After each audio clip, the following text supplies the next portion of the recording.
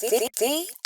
I guarantee that if you've been on TikTok, you have seen these two young ladies. They're part of a group called Flyana Boss. They have been going supremely viral promoting their song. It's not just a song that's been getting people's attention, but it's the way that they've been promoting it. Hello, Christ. I'm about to sin again. I said I love you to that man, but I'm not feeling it. I be Michael Phelps, all the brand deals that I'm swimming in. They're already turning on these young ladies who all they want to do is promote their music and make sure that their brand is recognized. I saw this breakdown here on Patrice K. Coakley's Instagrams about how Missy Elliott actually came to the defense of Flyana Boss when there was, I guess, a general music fan who was like, yo, why do they keep doing the same thing over and over again? Caption reads, Missy Elliott gives a lesson on the importance of having a signature sound and brand. AKA Stefan said, I promise I'm not hating. I'm legit asking how many times they gonna do the same thing in different videos for this song. They're finding different locations. It's probably businesses that say, hey, come do it at our business because it's great promo for the business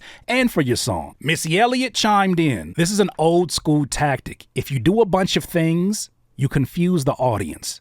They don't know who you are. That's why most successful artists have errors. For that error, they consistently do the same style and sound, so you build a particular fan base. Let's break that down. It is an old school marketing tactic, not just among music, but just marketing in general. Companies, brands, commercials said that on average, it takes you about 7 times of seeing something before you make a decision about a singular product. Maybe it's the toothpaste you use, maybe it's the soda you drink, maybe it's the drink you get from Starbucks, but you have to see it 7 times. And mind you, this is way before social media, which I think they said it even like doubled at this point in time. I want to say it's between 14 to 16 times now. What she's saying is that this is very much an old school tactic, especially back in the days where artists and labels worked a song, where you had a single that you released before any project came out. There was a CD or a cassette tape that was your single. And from this window of time, we are going to promote this with everything that we have so that people can focus on one thing. Yes, you got a whole bunch of amazing music that is on your project. We can't even get the focus there until we focus firstly on this piece of music and the consistency that we must keep within the branding of this. She goes on to say that that's why the most successful artists have errors. And for that error, they consistently do the same style, sound, so you build a particular fan base. Think about Kanye. Think about 808 and Heartbreaks Kanye. Think about the era of Graduation with the Venetian shades and the Gucci scarves. Think about how that was consistent from every time he did an interview, every time he showed up in press, magazine, same style, same visual representation. I think that now it just may be a little bit more noticeable that this is marketing that is done and been done because of the frequency in which we see artists nowadays through social media and TikToks and people now remixing the TikToks and all that stuff. Next thing Missy said is, example, my first album, I wore finger waves the entire time. Yes, she did. My sound was a futuristic vibe, even down to the way I danced. It was a jerky move, but all the elements established the type of artist I was. You must be consistent when you are a new artist. Nobody knows you. DIYers, nobody knows us. Even the people who know us, they're trying to get other people to know us. But if we got so many different looks to throw at them, they don't know what to attach to. So Missy Elliott said there was an era in her career. If you're a Missy Elliott fan, you know she had the finger waves and it was I can't stand the rain with them jerky movements and a tum, tum, tum, tum, tum, tum, tum, tum. As much as that may seem like, oh, she just being an artist, that's real artsy. Most of that stuff is pre-planned. And it comes from a strategic point of view that it's a lot easier for you to remember me. The stickiness factor of what I'm doing, my message, is a lot easier to remember when you've seen the same thing over and over again. So someone asked the question for her to elaborate on, hey, Missy, when you say doing a bunch of things confuses the audience as a new artist, does this include the sound of your music? For example, if an artist has many different styles, does that impact the visibility, or does your message only reference marketing or visuals? She said, Missy, I feel you should create a sound first so people can attach to that sound, to the artist, and it becomes your signature now. Once the consumer knows your sound, then you can experiment. Think of Teddy Riley, the creator of New Jack Swing. Prince always used the flare drum.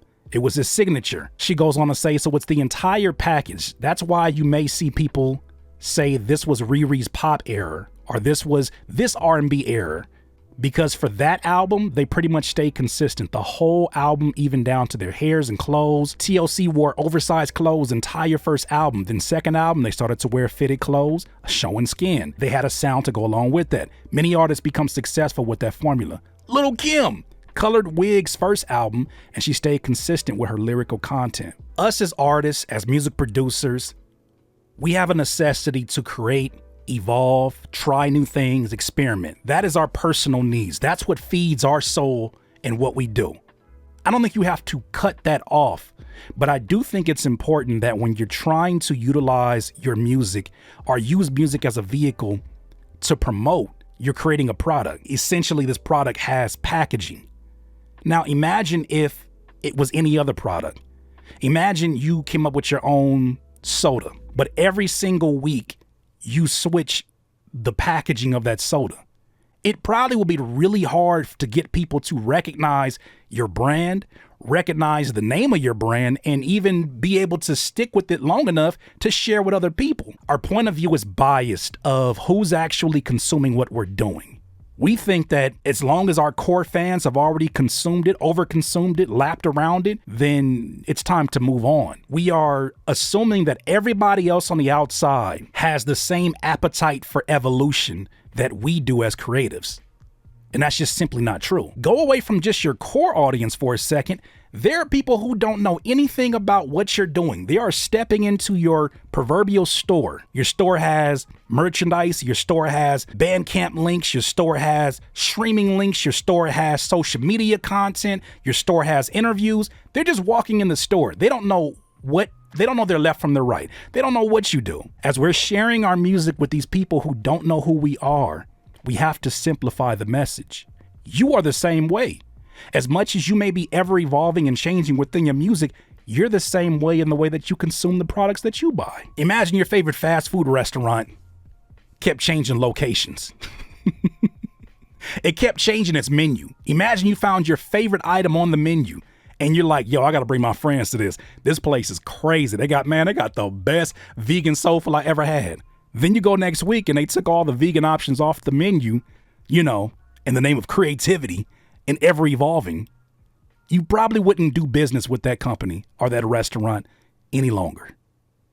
Something to take into consideration. Those are my thoughts, though. What do you guys think? DIYers, if you enjoyed this content, make sure that you hit the like button and maybe even consider subscribing. Come on, man. Don't get greedy. Peace.